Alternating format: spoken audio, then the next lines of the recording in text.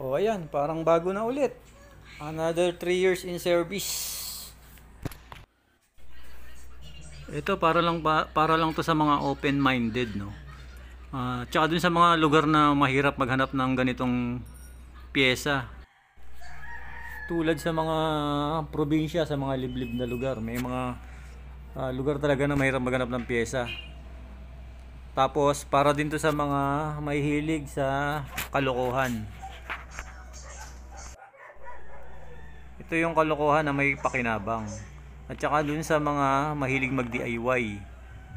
Mga nagtitipid pero rich kid ka, hindi para sa to. Panoorin mo na lang hanggang dulo nang may matutunan ka naman. Kung makikita nyo yung kanal nitong torque drive na to, masyado nang malalim. Kaya wala nang hatak yung motor natin, no? Diyan nag-i-stack up sa kanal na yan. So gagawa natin yan ng paraan. Sa murang halaga lang. Ayan, madali lang yan lihain. Bago natin umpisahan, punasan muna natin mabuti yung mga grasang naiwan. Kasi we-weldingin natin yung kanal na yan. Kumbaga sa tatapalan ulit natin yan ng panibago. Kasi bakal naman tong torque drive kaya pwede itong weldingin. Sobrang lalim na niyan. Sobrang ingay na nito nung ito nga pala, hiningi ko lang, pang reserba ko lang. 'Di ba? Biro mo, pang reserba mo 3 years ulit bago mo masira. Bago nyo nga pala weldingin, tanggalin nyo muna yung oil seal sa magkabilang gilid dahil sigurado masusunog yan. O ayan, pinas forward ko na para sa inyo mga bossing. Sobrang bilis na yung pagkakatrabaho ko na yan. Sigurado makikita nyo, maiintindihan nyo yung ginagawa ko. Panoorin nyo na lang hanggang dulo. Sobrang bilis na yan mga boss para sa inyo. Binilisan ko na ang trabaho. Kaya eto na. Siyempre, hugasan muna natin ng tubig. Mainit yan, no? Ano kayo, bali?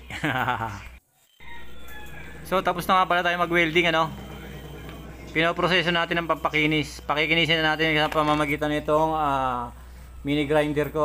Mini barena. Ewan ko ang tawag dito. Ginagamit ko rin ito sa pagpuport. Pero kung meron kayong kikil, mas maganda. Wala akong kikil kaya ito na lang ginamit ko. Pwede rin liha mano-mano.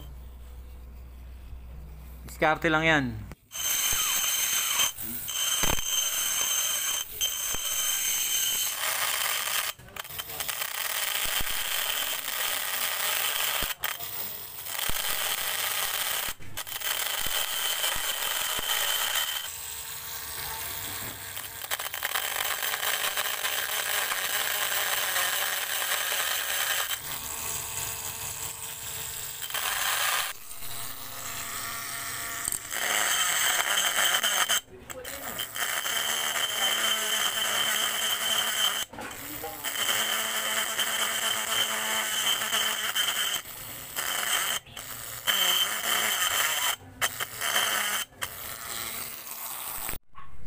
Pinaka-importante sa lahat yung labi, yung pinagdadaanan ng bola. Yan, humanap lang kayo ng isang flat na kung anong bagay man. Tapos palutan nyo ng liha. Kaya yung ginagawa ko. Ang nakuha ko ay cutter kasi medyo delikado. Yan. Pinapantay ko yung pinagdadaanan ng bola. Yan ang finish natin, pang-finish. So ayan, parang bago na uli. Another 3 years in service na naman.